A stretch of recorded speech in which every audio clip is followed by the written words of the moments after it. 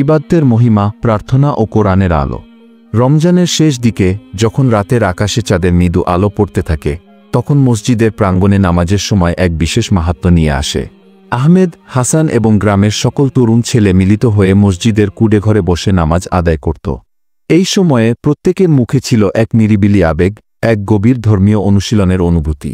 মসজিদের এক কোণায় বসে তরুণ ইমাম বলেন, প্রিয় ভাইরা, আমাদের ইবাদতের মাঝে রয়েছে এক অপরূপ শক্তি। নামাজ, কোরআন তেলাওয়াত আর রোজার এই মহৎ প্রথা আমাদের শেখায় যে জীবনের প্রতিটি পরীক্ষাই আল্লাহর কাছে আমাদের একত্রিত করে, আমাদেরকে পরিশুদ্ধ করে। আহমেদ বললেন, আমাদের জীবনের প্রতিটি মুহূর্তেই আল্লাহর রহমত রয়েছে। আমাদের উচিত এই মুহূর্তগুলোকে ধীরে ধীরে গ্রহণ করা, আর প্রতিটি নামাজ আমাদেরকে আরও আত্মিকভাবে জাগ্রত করে। হাসানও অন্তর থেকে বলল, আমি জানি আমার জীবনে অনেক কষ্ট এসেছে, কিন্তু এই রোজা, এই নামাজ আমাকে শেখাচ্ছে কিভাবে আমার হৃদয়কে শান্তি ও ধৈর্য দিয়ে ভরতে হয়। এই সময়ে মসজিদের প্রাঙ্গণে পড়ে থাকা কোরআনের আয়াতগুলো যেন প্রত্যেকের মনকে আলোকিত করে তুলছিল। প্রতিটি আয়াতে ছিল এক অনন্ত শিক্ষা, এক অনুপ্রেরণার বার্তা।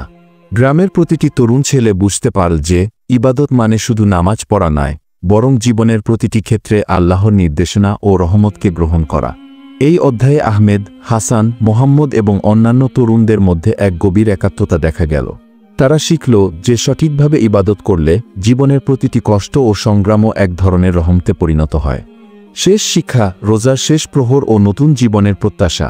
রমজানের শেষ প্রহরে যখন সূর্য ঢলে যেত আর রাতের নামাজের সময় এসে পড়ত, তখন ফুলবাড়ির প্রতিটি ছেলে অনুভব করত জীবনের এক নতুন অধ্যায়ের সূচনা।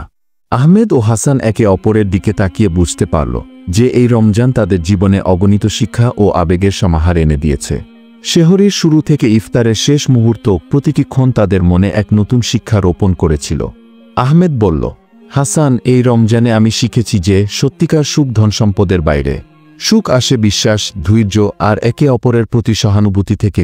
হাসানও বলল, আমি বুঝতে পারলাম প্রতিটি কষ্টই আমাদেরকে আল্লাহর কাছে আরও নিবিড় করে। জীবনের প্রতিটি পরীক্ষা আমাদের শেখায় কিভাবে আমরা নিজেরাই পরিবর্তন আনতে পারি। এই কথাগুলো তাদের হৃদয়ে গভীরভাবে গেঁথে গেল। তারা শিখলেন যে রোজা শুধুমাত্র খাদ্যের বিরতি নয়, বরং আত্মার উন্মোচন, ধৈর্য ও আন্তরিকতার এক মহৎ প্রক্রিয়া। রমজানের শেষ রাতে যখন মসজিদের প্রাঙ্গণে সবাই একত্রিত হয়ে দোয়া করত, তখন প্রতিটি তরুণের চোখে ছিল এক দীপ্তি, এক নতুন জীবনের প্রত্যাশা।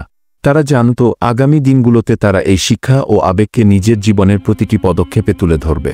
আহমেদ, হাসান, মোহাম্মদ, রফিক, সালেহ, কামাল সবার মনে ছিল এক অটুট বিশ্বাস যে এই রমজানের প্রতিটি মুহূর্ত, প্রতিটি নামাজ, প্রতিটি দোয়া তাদের জীবনে এক অনন্য শিক্ষা হয়ে থাকবে, যা তাদের ভবিষ্যতের প্রতিটি পদক্ষেপকে আলোকিত করবে।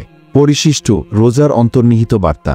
এই দীর্ঘ রমজানের যাত্রায় আমরা দেখলাম কিভাবে সুখ, দুঃখ, হাসি, কান্না আর শেখার প্রতিটি মুহূর্ত একত্রিত হয়ে আমাদের জীবনের এক নতুন অধ্যায় সৃষ্টি করে। আহমেদ ও হাসানের গল্পে প্রতিফলিত হল মানব জীবনের নানা রং, ধনদরিদ্র, আনন্দ, দুঃখ, সফলতা, ব্যর্থতা, কিন্তু সর্বোপরি বিশ্বাস, সহানুভূতি ও আল্লাহর রহমতের অপরিসীম দীপ্তি। রমজা শুধু খাদ্যের বিরতি নয়, বরং আমাদের আত্মাকে পরিশুদ্ধ করার এক মহৎ প্রক্রিয়া। এই রোজা আমাদের শেখায় কিভাবে আমরা নিজেদেরকে ধৈর্য ও বিশ্বাসের দ্বারা সমৃদ্ধ করতে পারি, কিভাবে আমরা একে অপরের প্রতি দয়া ও সহানুভূতি প্রদর্শন করতে পারি। প্রত্যেকটি ক্ষুধার তীব্রতা, প্রতিটি কষ্টের মুহূর্ত এবং প্রতিটি আনন্দের হাসি আমাদেরকে শেখায় যে জীবনের প্রকৃত অর্থ কী, তা হল আল্লাহর রহমত, মানবতার একাত্মতা এবং আত্মার সত্যিকারের জাগরণ। এই গল্পে আমরা দেখলাম কিভাবে দুজন বন্ধু, একজন ধনী আর একজন দরিদ্র, তাদের জীবনের প্রতিটি মুহূর্তকে গ্রহণ করে, তা সুখের হোক বা দুঃখের, তা থেকে শিখে নেন আল্লাহর অশেষ রহমত ও করুণার বার্তা। তাদের যাত্রা ছিল এক অসীম শিক্ষা, এক অনন্ত প্রেরণার গল্প, যা প্রত্যেক পাঠকের হৃদয়ে এক অমর ছাপ রেখে যাবে। ইনশাআল্লাহ।